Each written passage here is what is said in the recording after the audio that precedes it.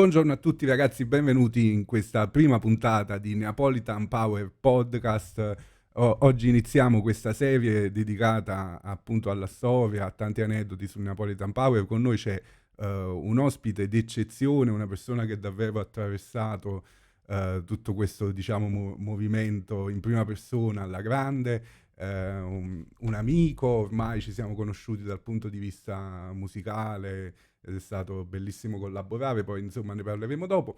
Vi presento subito Marcello Coleman. Ciao Marcello, benvenuto. Ciao Gianmarco, benvenuto a te e benvenuti a tutti quelli che ci seguiranno. Grazie, grazie. Grazie di essere qui e niente, cominciamo subito proprio con una domanda proprio sul Napolitan Power, ovvero secondo te, vorrei sapere da te se c'è una definizione, se tu cosa ne pensi del Napolitan Power, è una corrente musicale nella quale ti riconosci, secondo te è un fenomeno musicale ancora in corso, insomma parlaci un po'. Guarda, io il Neapolitan Power, ovviamente essendo più piccolo, proprio a livello d'età, a livello temporale di quelli che sono stati i creatori del Neapolitan Power, insomma l'ho vissuto abbastanza di riflesso. Venendo dopo, l'ho vissuto di riflesso. Sono stato fortunato devo dire, perché comunque la vita mi ha dato delle occasioni per incontrarli tutti, uno per uno, i personaggi che hanno creato il Neapolitan Power, i musicisti che l'hanno fondato e che qualcuno di loro a fatica ancora lo porta avanti.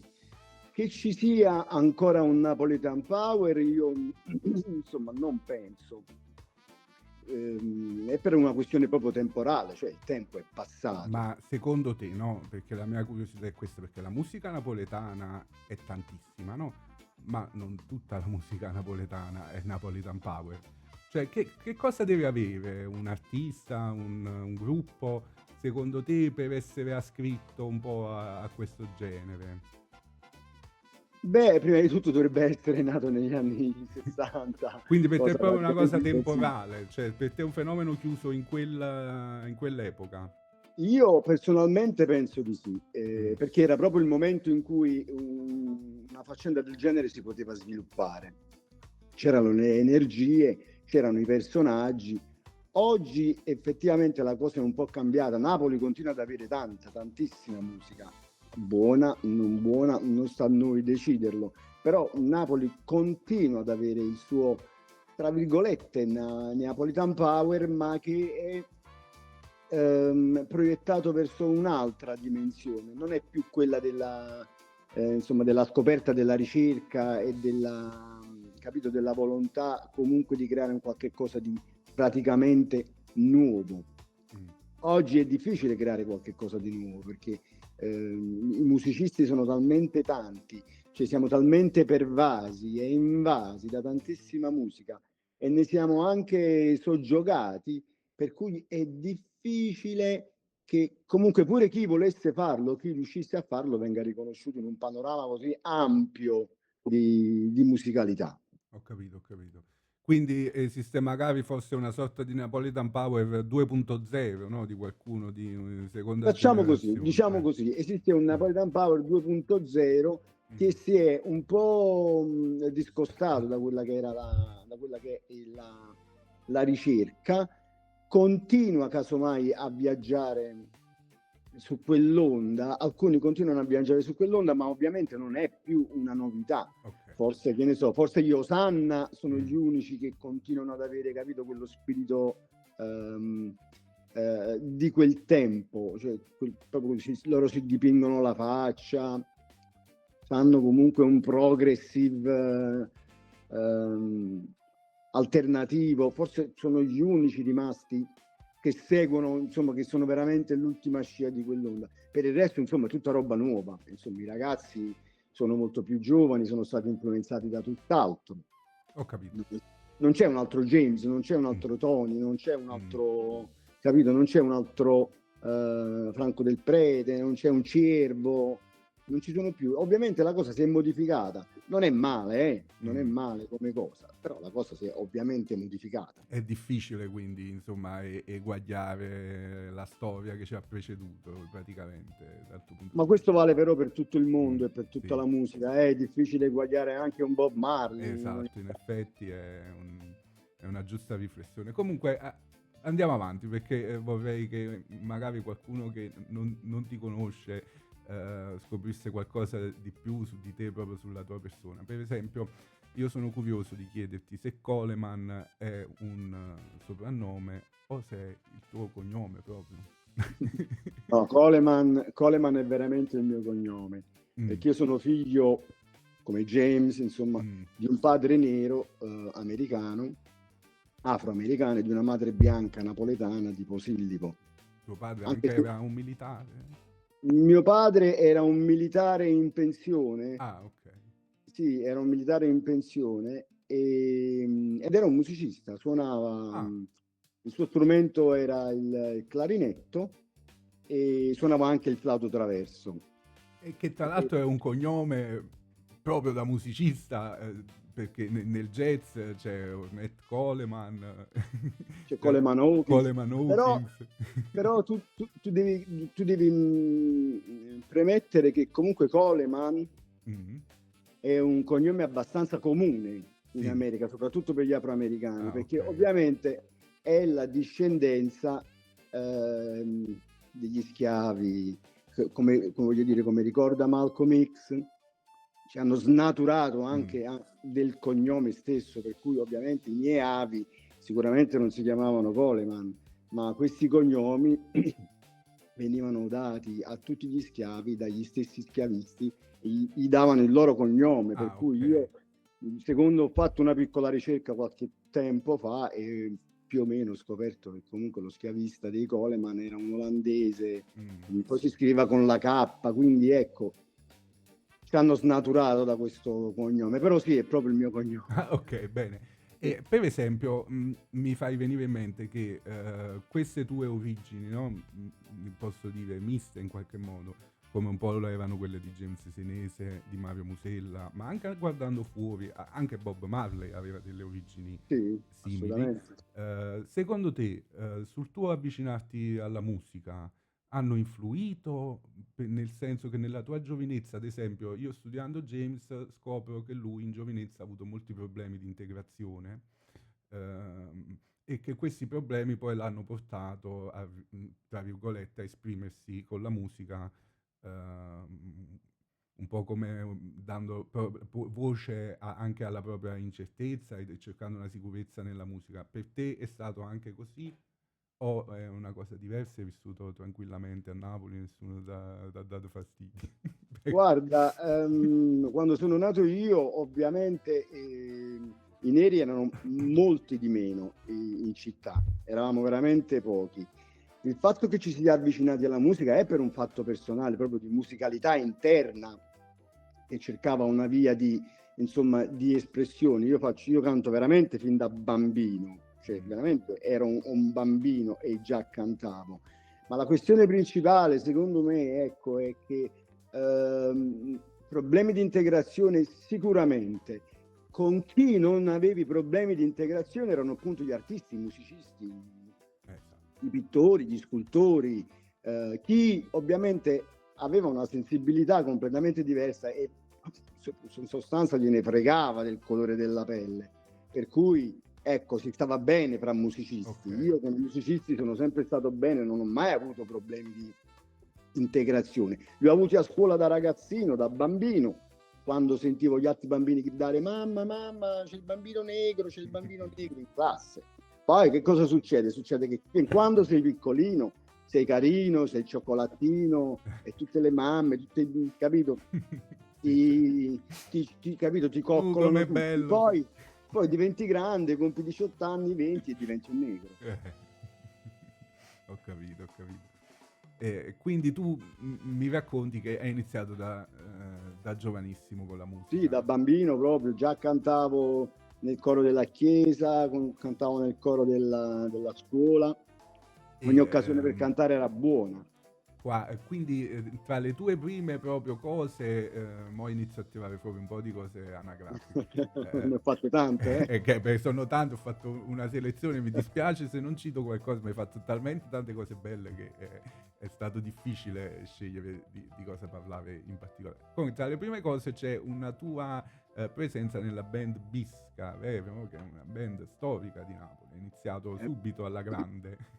Eh beh, sì, i Bisca, ovviamente, ecco, i Bisca erano e sono tuttora, voglio dire, una di quelle band belle reazionarie che Sì. avevano cose da dire, e manca a farlo apposta. I Bisca che ehm, insomma facevano campo base al bar di Giovanni a Caravaggio, Mhm. era proprio l'incrocio, cioè Caravaggio, poi partiva il Vomero e partiva fuori grotta da Posillipo, via Manzoni. In quello stesso bar da Giovanni, mio padre, per esempio, quando era in Italia, là si riuniva con gli amici suoi e suonavano il jazz, Ah, ok, quindi facevano il bebop. c'è stato un ricambio generazionale. Esatto. Io comincio con i Bisca facendo parte di un coro. Loro Mhm. avevano creato un coretto, eravamo io, Luisa D'Arista, un'altra amica carissima, anche lei figlia di americani in questo Mm. caso, e c'era Roberta Andalò, un'albina furiosa con una voce straordinaria che tutt'oggi è una cantante lirica. E Ah, noi eravamo i Losca, quindi i Bisca e i Losca. Bisca che poi diventa Losca. Noi eravamo il coro, eravamo i Ah, il Losca, capito? Losca con la K Esatto. magari. Sì, sì, forse sì, non mi ricordo, ma comunque erano il Bisca e poi c'era questo Ti, coro, i ti Losca. posso aggiungere una nota proprio mia personale che suono il Dimmi, sassofono. come no? Quando uscì l'album un po' dopo, che forse tu non lavoravi più con loro, che è quello insieme ai 99 posse di quel Mhm. live, Incredibile Opposizione, Tour 94. Mo' io sono dell'85, pensa quanti anni avevo io nel 94. Quando uscì quell'album e c'erano delle frasi di sax bellissime, non ricordo il nome di chi era il sassofonista che suonava quel disco, ecco. Io mi ricordo che sicuramente i fondatori sono Elio Manzo, Eh, il sassofonista, però pure a me mi scappa. Poi c'era Brunetto, il eh. batterista. Comunque Poi morì nel quel tempo. disco forse è uno dei motivi per il quale io suono il sax, perché rimasi talmente fulminato dal sax in quel disco che dissi devo suonare sto strumento. Vabbè, ma no. I Bisca era una band potentissima, voglio dire, a livello di testi, a livello musicale, ecco, a livello di ricerca, era proprio la Mm, coda del Neapolitan Power. mm, sì. Loro sì, veramente. E rimaniamo sempre un attimo in tema di Napolitan Power, delle tue collaborazioni da giovane, no? Perché iniziali da giovane, non è che mo si anziane. Vabbè, no, più o meno, io verso quella, mi avvio. Comunque, delle tue collaborazioni iniziali, ecco, diciamo così. Ehm, so che hai fatto prima una lunga tournée con Tullio De Piscopo e poi Sì, hai lavorato anche con Tony Esposito. Ci vuoi sì, sì. raccontare qualcosa di questa esperienza? Ne hai un bel ricordo? Ne hai un brutto ricordo? Cosa ci vuoi dire? Guarda, le esperienze sono sempre belle e ho sicuramente Mm, più bei ricordi che brutti ricordi. sì. Con Tullio, per esempio, io ci ho registrato il disco Passaggio da Oriente Bello. e lo registrammo tutto quanto a Modena, per cui già per me, tieni conto, io comunque avevo 18-19 anni, ero poi veramente un ragazzino. È stato un battesimo proprio per te. Esatto, sì, con Tullio è stato veramente il battesimo. Io in ogni caso già insomma, praticavo la musica con band da garage, Mm, insomma. E facevamo anche delle seratine, già scrivevamo cose nostre, insomma, ci provavamo. è stato un L'esperienza con po' Tullio il che tuo poi è ingresso durata. nel mondo professionale, ecco, a Sì, 18 sì, sì. anni. E dicevi? L'esperienza con Tullio appunto mi ha proiettato direttamente in un'esperienza professionale, come dici tu. Io ci ho fatto il disco e poi ci sono stati 10 anni di tournée. Mm, Io per 10 anni sono stato nella band con lui, ho visto passare davanti a me musicisti dopo musicisti e in questa esperienza ho conosciuto tutti quanti, perché grazie a Tullio, ovviamente Tullio era amato da tutti quanti, ho conosciuto James, ho conosciuto mm, Enzo Abitabile, ho conosciuto Gio Amoruso, Rino Zurzolo, eh, tutti, praticamente tutti, perché bene o male, ecco, quelli erano quelli che stavano in quel momento costruendo il Neapolitan Power, e comunque loro insieme, insomma, legavano, per cui io mi sono trovato in parecchie occasioni a stare sul palco insieme a loro, e questa cosa ovviamente mi riempiva sia di orgoglio, ma allo stesso tempo imparavo guardando loro, ascoltando loro, perché loro non sono mai stati comunque dei maestri che si sono messi là a dire sempre le cose. Esatto, no, questo mai, non l'hanno fatto mai, nessuno di loro. E tu per esempio, però, cosa ti sei, tra virgolette, rubato, ecco, da quell'esperienza? Che cosa ti è rimasto poi nel tuo bagaglio di cantante, di musicista? Guarda, la cosa più importante è che il palco, qualunque sia, piccolo o grande, è un posto sacro. È il posto dove finalmente, per quanto mi riguarda, io lo sento proprio come la placenta. Cioè, io quando sono sul palco ritorno ad essere il bambino libero che ancora deve nascere. Libero da tutto, la mia mente è totalmente libera, non ho preconcetti, non ho giudizi, non ho critiche, non ho nulla, niente di tutto ciò, ma è il posto in cui io posso finalmente esprimermi senza badare a che cosa ne pensano gli altri di me. Io sono quello che sarò, sono quello che io sarò anche il giorno dopo e il giorno dopo e il giorno dopo. Questa è sicuramente una delle cose. Soprattutto Tullio mi ha insegnato ad ascoltare gli altri quando si sta sul palco. Non perdere mai di vista il fatto che comunque non sei solo, quindi che te ne vai per conto tuo e ti isoli, cosa che può accadere nelle band, e lo vediamo, insomma, parte un solo, il chitarrista se ne va, non ascolta più niente, non si sa più, così, la superstar del momento. No, non è quello. La questione è rimanere sempre connesso insieme agli altri sul palco, a sentirli proprio spalla e spalla, a sentire dove sta andando, che cosa sta pensando, anticipare addirittura quello che sta per accadere. Questa è sicuramente un'altra cosa fondamentale.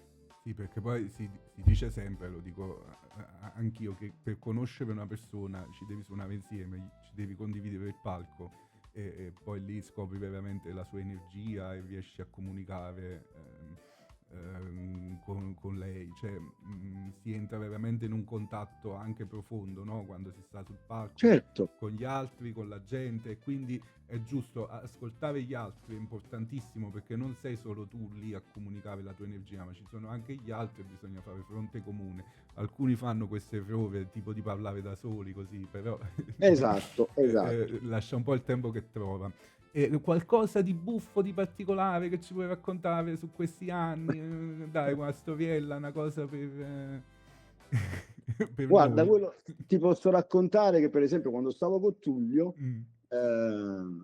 prima di cominciare i concerti, lui si divertiva a fare sta cosa, insomma, ci riuniva tutti quanti e pigliava il suo cornicello, quello rosso tipico, ce lo passava addosso a tutti quanti, capito? Intonava una preghiera e noi dovevamo, capito, stare a questa preghiera, e lo faceva anche sul palco. Ma una delle cose più divertenti di Tullio, almeno, era che quando lo vedevo arrivare dietro al palco, proprio subito, i minuti prima del concerto, con un asciugamano attorno al collo, quello era il momento in cui io sapevo che avrei dovuto cantare tutto il concerto, perché lui non stava bene con la gola. Era un segnale, era il segnale che io dovevo cantare tutto. Però a quell'epoca si facevano le prove, si faceva un mese di prove, per cui io comunque conoscevo il concerto a memoria. Conoscevo le parti di tutti, le parti della chitarra, le parti dei bassi, le parti di batteria, sapevo tutto, quindi praticamente paura non c'era. Però insomma era divertente questa cosa, che lui arrivava con la sua asciugamano attorno al collo e mi diceva guaglione, perché io sono sempre stato guaglione, ero più piccolo, sempre guaglione. Voglio stasera canti tutto tu, stasera canti tutto tu, e via. Io partivo e mi cantavo tutto il concerto. Fantastico. Invece su Tony Esposito vuoi dire qualcosa? Cioè, hai qualche esperienza da riportare? Come sta? Guarda, con Tony io ci sono stato poco, perché ci ho fatto 2 tournée. Immagino che in quel periodo Tony non stesse passando un bel momento, perché comunque avevamo una band completamente sgangherata. era una band di tanta gente, ma il ruolo di ognuno era completamente ribaltato, non si capiva bene che cosa volesse fare, o comunque era un momento particolare secondo me di Tony, per cui era una band in cui eravamo in 4 a cantare, c'era un grossissimo bassista comunque che era Rino Calabritto, che è stato poi il bassista di James per tantissimi anni, ma veramente per tanti anni, e ha fatto parte anche di Napoli Centrale, quando comunque loro continuavano come Napoli Centrale e Rino Calabritto suonava il basso in quella situazione. Non ho molti ricordi di Tony, nemmeno bellissimi, perché alla fine Tony, almeno quello, ti ripeto, è sempre il mio punto di vista. Tony l'ho sempre visto come una persona abbastanza scostante nei confronti miei, o comunque lo vedevo un po' di tutti, insomma un musicista che si fa i cazzi suoi e vuole portare a termine il concerto. Non erano neanche bei concerti ben preparati, insomma era una cozzaglia di cose, i pezzi venivano uno dietro l'altro così, non c'era, diciamo, non c'era molto feeling, ma ti ripeto, secondo me in quel momento non stava passando un bel periodo. Però mi ricordo per esempio che quando mi fece chiamare per fare il provino, perché mi fece un provino per entrare in questa band, stavamo a Roma e in una sala prove dove c'era un sopra e un sotto, lui stava sopra ad una scrivania sempre al telefono, io stavo sotto e facevo queste prove e mi ricordo che arrivavano sempre altre persone a provare anche lo stesso mio, insomma, quello che doveva essere il mio posto. E io ero veramente così basito, dicevo, cioè, io devo fare il provino, poi io rimango qua e comunque arriva ancora altra gente a fare lo stesso provino. Cioè, continuavano a provinare per la tua posizione. Continuavano a provinare mentre io stavo ancora là seduto a provinare. Io praticamente ho provinato tutta la giornata, ma più che altro una volta fatta la mia prova guardavo gli altri provinare, ma mi hanno lasciato là così. Insomma, era proprio una situazione abbastanza strana in quel periodo, non lo so perché comunque. Non mi ha divertito moltissimo quella tournée. Ho capito. E invece andiamo avanti, perché io questa cosa, ti devo dire che io ti seguo da molto tempo e questa cosa io non la sapevo, nonostante era così sotto i miei occhi, perché l'ho scoperta studiandomi la tua vita in questi giorni. Cioè, ovvero è che tu hai interpretato insieme a Renzo Arbore e all'orchestra italiana la celebrissima canzone Cocorito. E questa cosa, un'altra cosa che mi ha colpito è che a volte sai che cos'è? Che se io faccio una canzone famosa, oppure come gli attori che rimangono nel loro ruolo, no? Per sempre sono quel personaggio, no? Ci sono degli attori che entrano in un personaggio tu invece, cioè io che ti seguivo e non lo sapevo, significa che tu sei riuscito a non rimanere bloccato nel personaggio di Cocorito e di Renzo Arbore dell'orchestra italiana. Che cosa ci vuoi raccontare su questa canzone? È stata importante per te o hai cercato volutamente di separarti da quel discorso musicale là? Guarda, io ho fatto tante cose, continuo a fare tante cose perché di tutto sono curioso. Secondo, non sono mai voluto rimanere relegato in un solo ambito, anche se il reggae è la mia musica, perché quella poi casomai te lo spiego dopo, però io mi sono occupato di funky, di soul, di rap, ancora oggi voglio dire collaboro con ragazzi che fanno rap, soul, funky, jazz, insomma con tutti. Quindi ho affrontato l'esperienza di Renzo Arbore e l'orchestra italiana per fare un'esperienza e non mi è piaciuta per niente, ovviamente, perché non mi è piaciuta, no, assolutamente no, perché no. non era il mio genere, nel senso la canzone napoletana mi appartiene, ma non fatta in quel modo là. 16 elementi su un palco, era un po' bordello, un macello. Troppo caciara, secondo me. No, ma sì, ma partiva una funiculà stile rock, che era una cosa per a mio avviso, sempre a mio avviso, era veramente una cosa Me orrenda. la ricordo fatta con la chitarra blues sotto, giusto Chitarre con... elettriche, c'erano Addirittura. 3 chitarre elettriche, 4 mandolini, Ah, però percussioni, guarda, batteria, cantanti. erano divertenti, molto.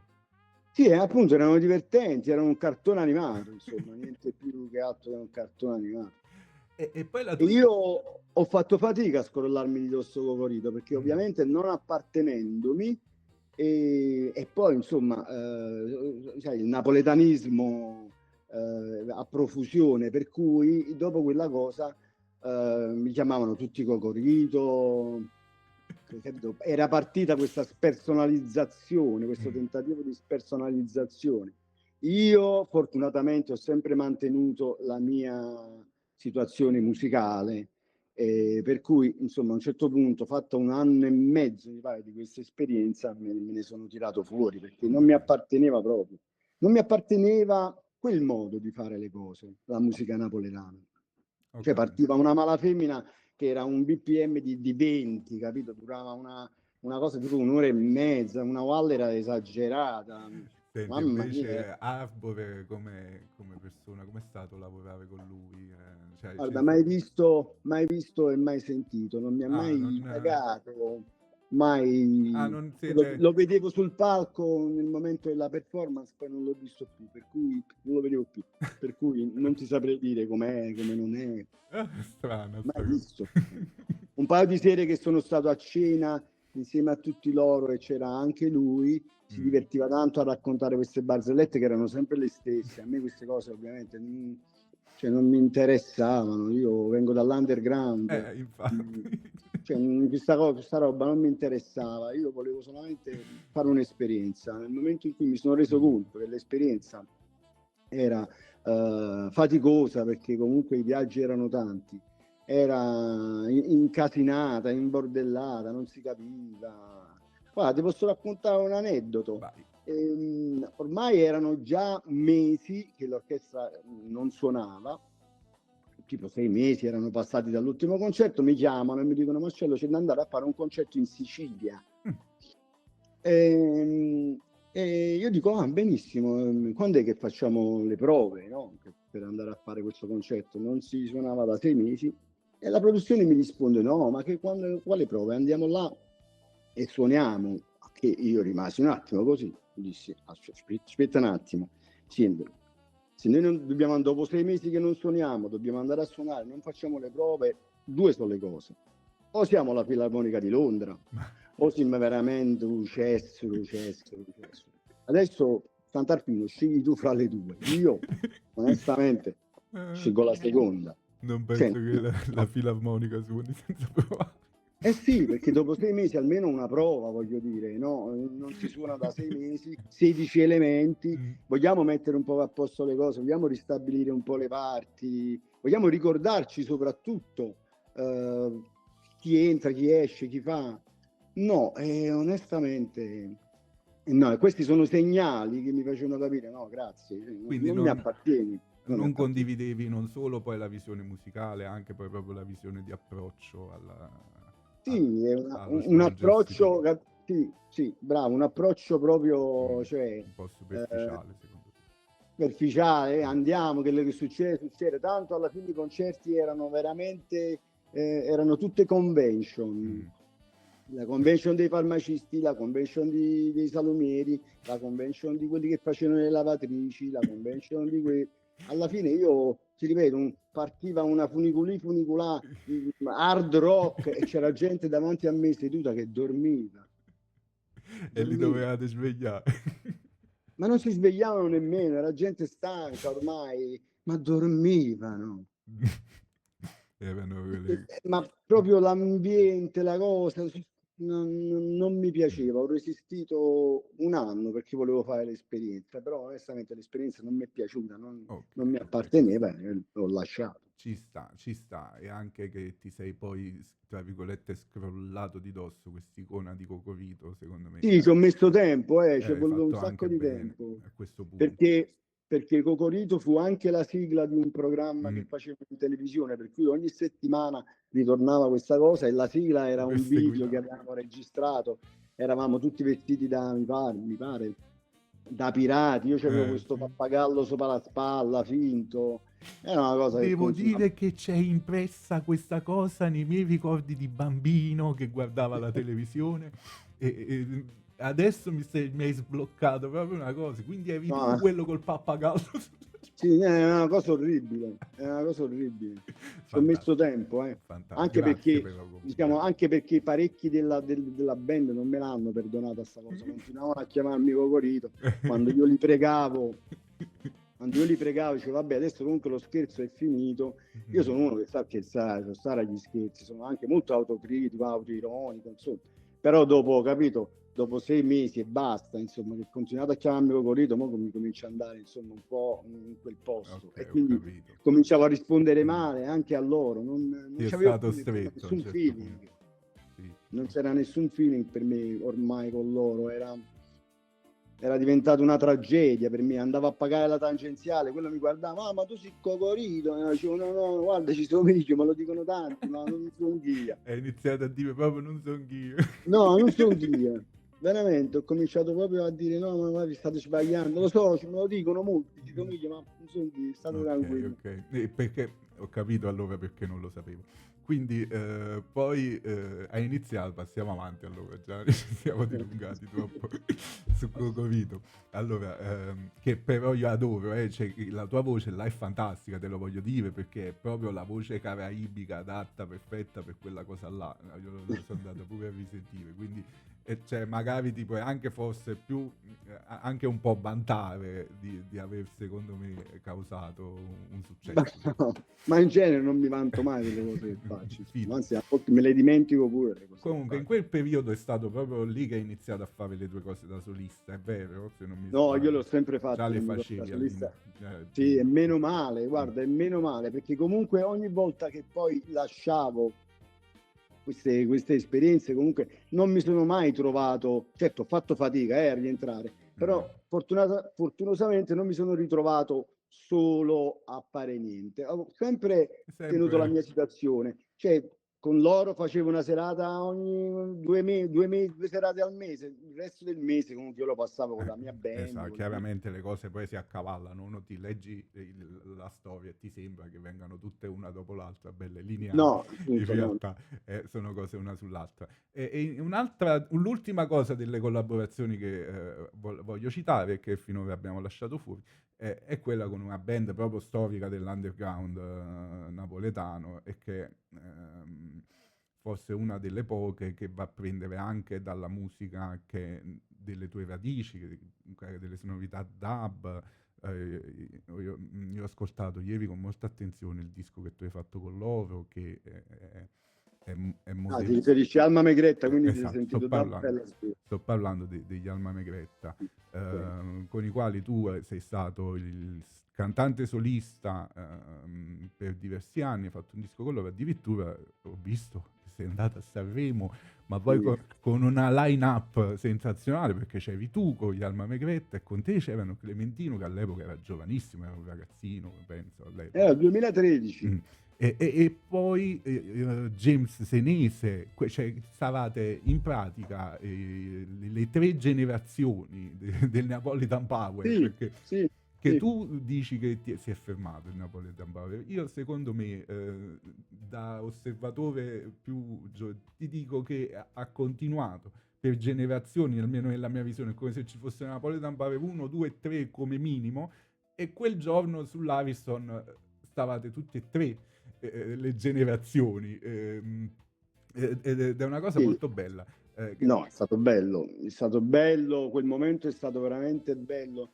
Ma guarda, io ti ripeto, non dico che si è fermato, dico che comunque forse è un Neapolitan Power 2.0, come abbiamo Diverso, detto sì, prima, nuovo, perché nuovo. i tempi sono completamente diversi. Le modalità in cui si riusciva a fruire di questa musica sono completamente diverse. Le distrazioni che ci sono musicalmente sono tantissime, Mm. per cui noi abbiamo sicuramente un power neapolitano pure, però ecco, è pure una cosa che rimane là, una cosa che rimane ferma nella nostra regione vuoi perché il dialetto insomma non è proprio comprensibile a tutti, vuoi che c'è una difficoltà enorme per poter spostare una band da una città all'altra. Oggi come oggi, se tu pensi che comunque un locale milanese che pure volesse chiamare una band di 5 persone, che è il minimo,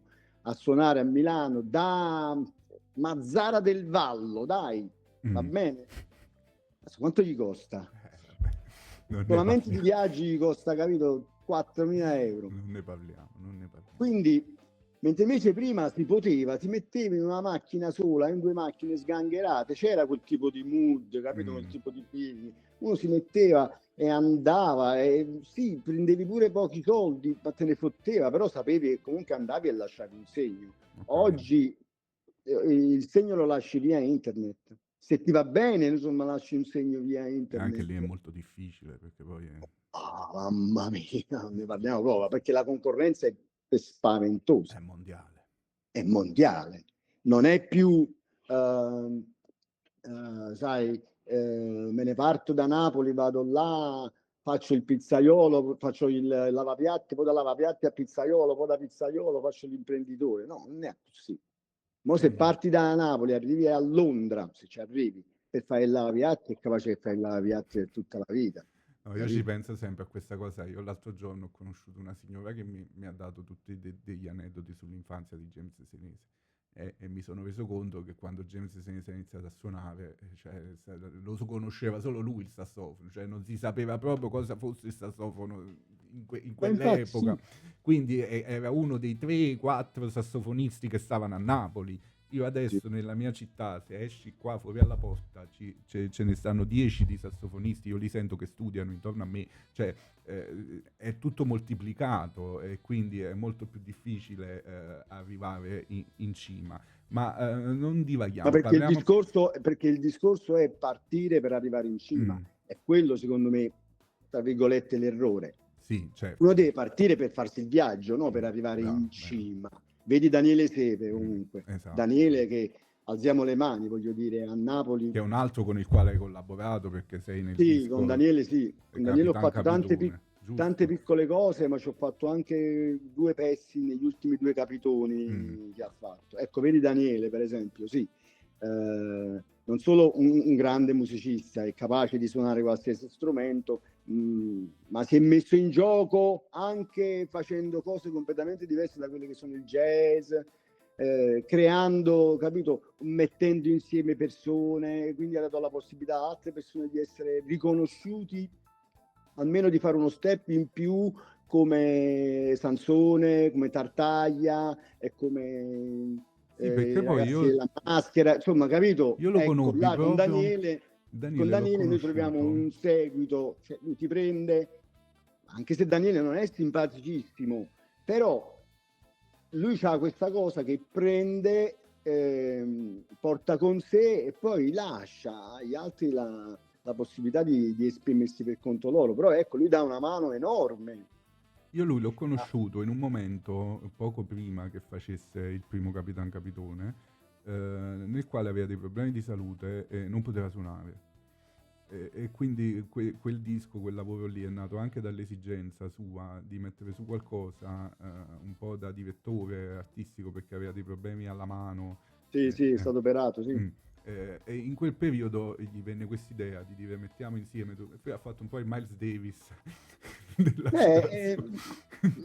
ti ripeto, devo dire con un risultato clamoroso, perché poi quel disco uno è bellissimo, tutti e due, e 2 sono stati dei dischi di grandissimo successo a Napoli e non solo, e quindi cioè, a volte queste cose, fare le cose in questo modo evidentemente paga. Ripaga, non solo ripaga personalmente all'artista che comunque si occupa poi di fare tutto, ma ripaga in termini che comunque dà una visibilità a chi più o meno già ne aveva un po', però a quel punto dà una visibilità ancora maggiore a tutte quelle persone che hanno collaborato con lui.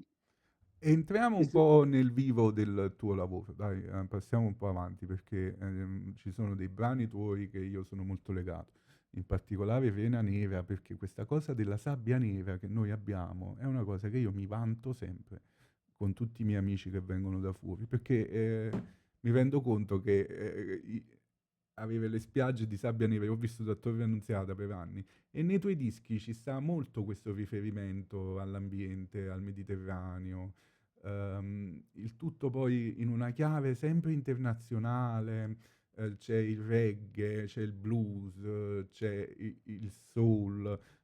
Tu qual è il messaggio, la linea di fondo, no, che c'è nei tuoi lavori solisti personali? Cosa vuoi comunicare con questo, con la tua musica? Dici, Guarda, che domanda. guarda, Gianmarco, io vorrei comunicare talmente tante cose, provo a comunicare talmente tante cose, però di base quello che voglio comunicare è la libertà dell'espressione. Mm, Io veramente ho fatto tante cose e continuo a farne, non ho mai però ricercato fama e successo.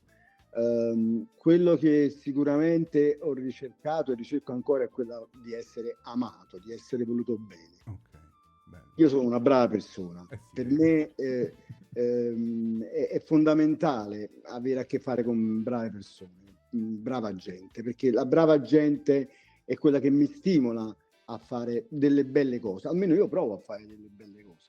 Riguardo all'Arena Nera, vabbè, io vengo insomma, dalla zona di Posillipo, per cui tufo bianco-giallo, no?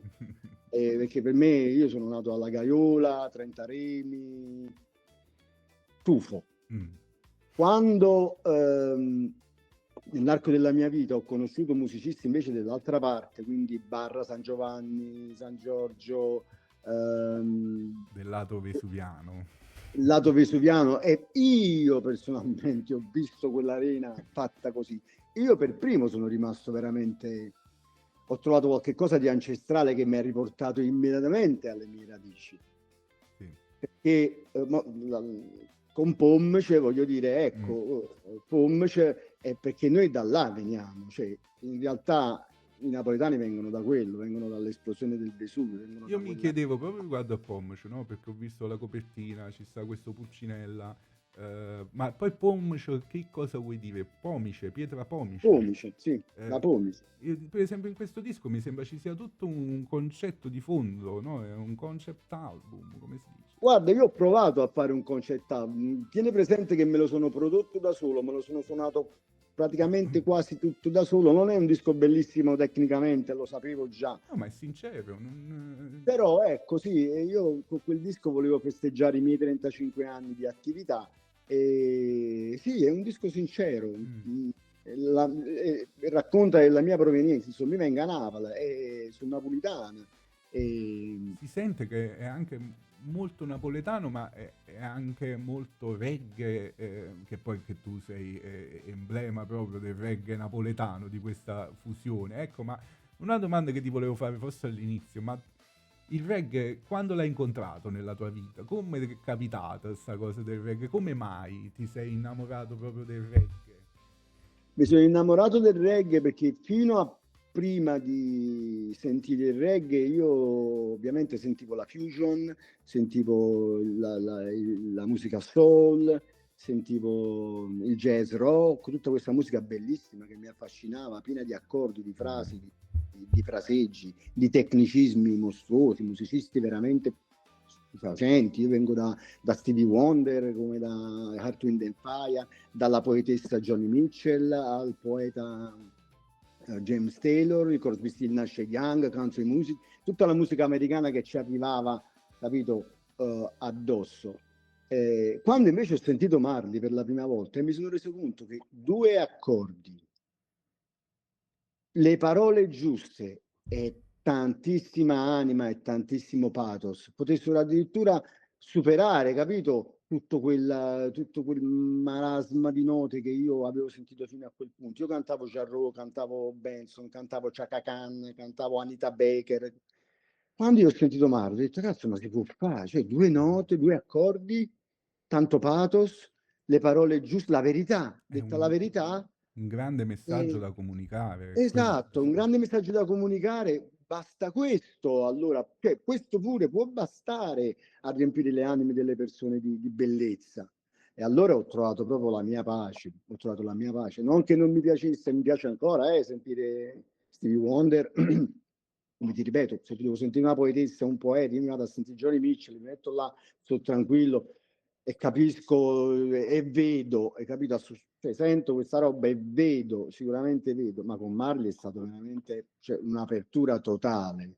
Cioè, con Marley mi si è aperto il cuore, mi si è aperta la mente, io ho visto praticamente l'universo, un universo completamente diverso, che prima di tutto mai sentito quel genere, mai in vita mia. Avevo sentito qualcosa di africano, ma mai.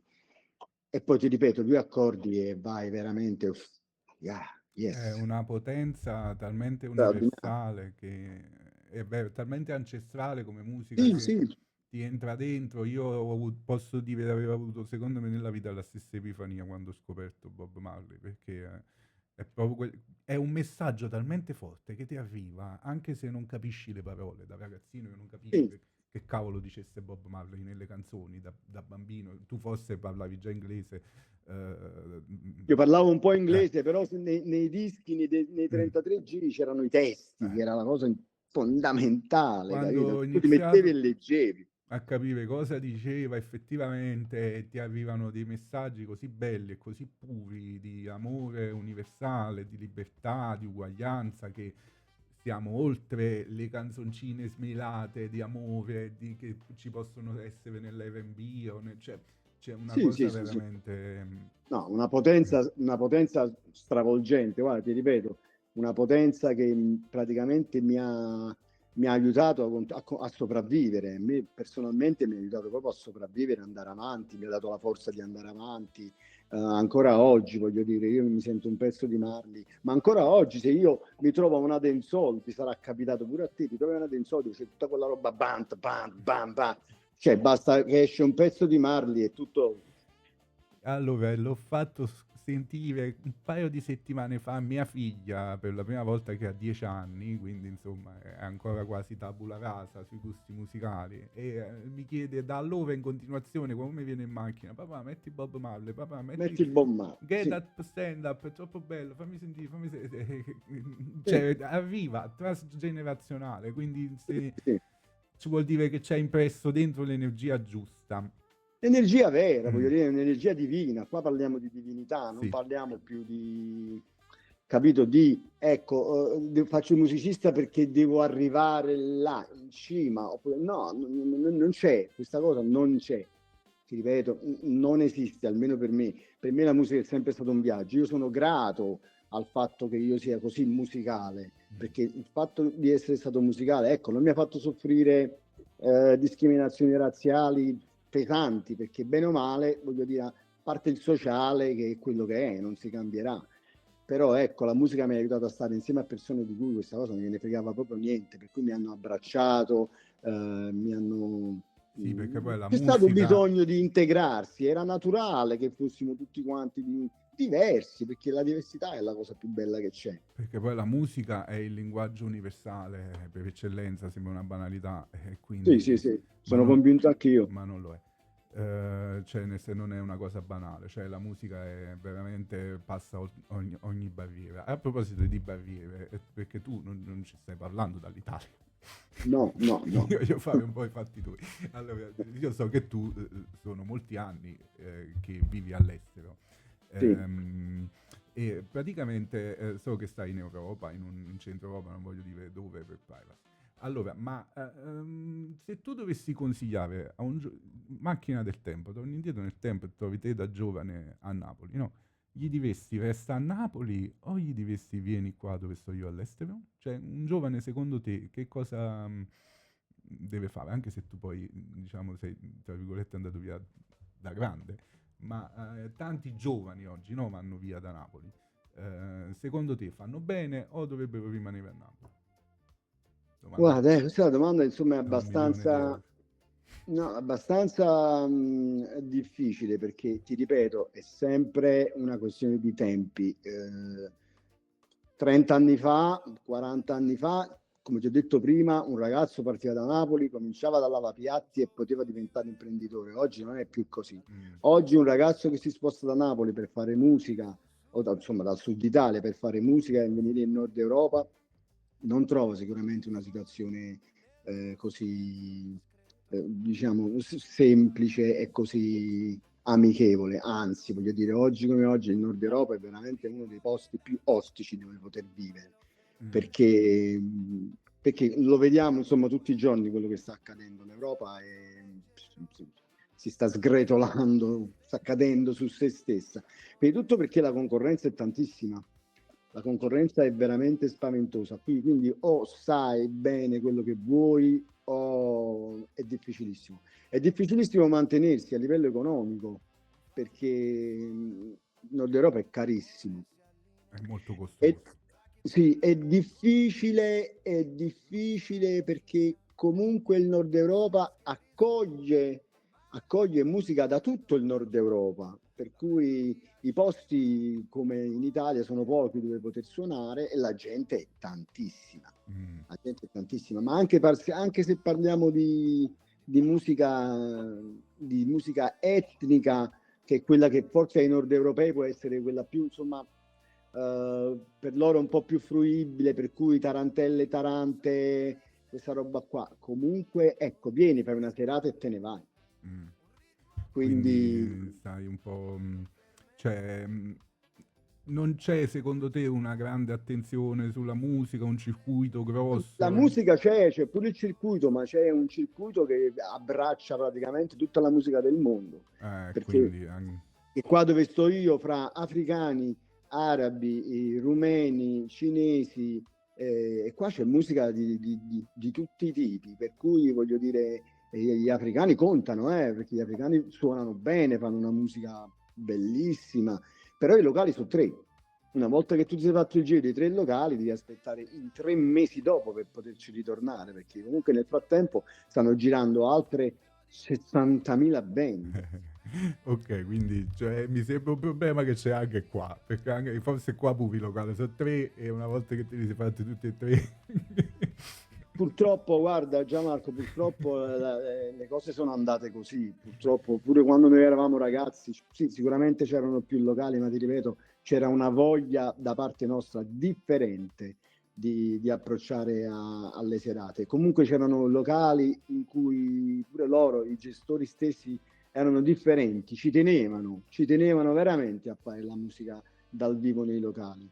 Oggi i locali devono vendere panini e patatine e wurstel in permafrost. Questo è il loro scopo principale. Non della musica bene o male gliene frega più di tanto. E li vendono pure cari. E li vendono anche cari. Poi gin tonic a 12 euro, insomma. Anche questo è vero, anche questo è vero. Ma basta parlare, insomma, delle cose del passato. Vorrei sapere qualcosa sui tuoi progetti futuri, perché poi sei super attivo musicalmente, con collaborazioni, addirittura c'è anche una collaborazione insieme, esatto, con un altro comune amico che è Stefano Sullo, che noi abbiamo questo progetto che si chiama Robolove, stiamo per far uscire un singolo insieme, Biancaluna, e poi ancora tante altre cose, vero?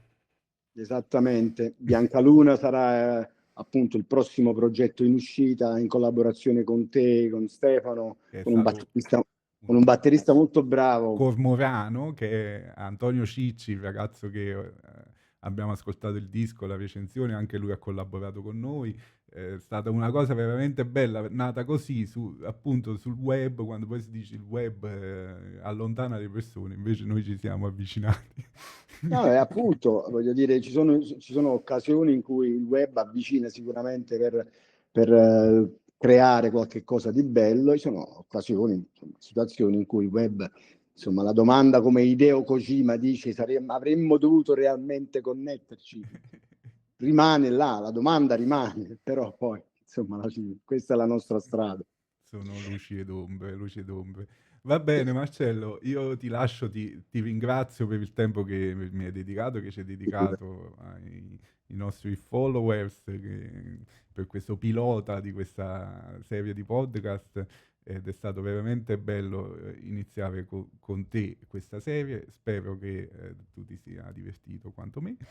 Io sì, sicuramente. Incrocio le dita perché possa andare sempre meglio e Grazie.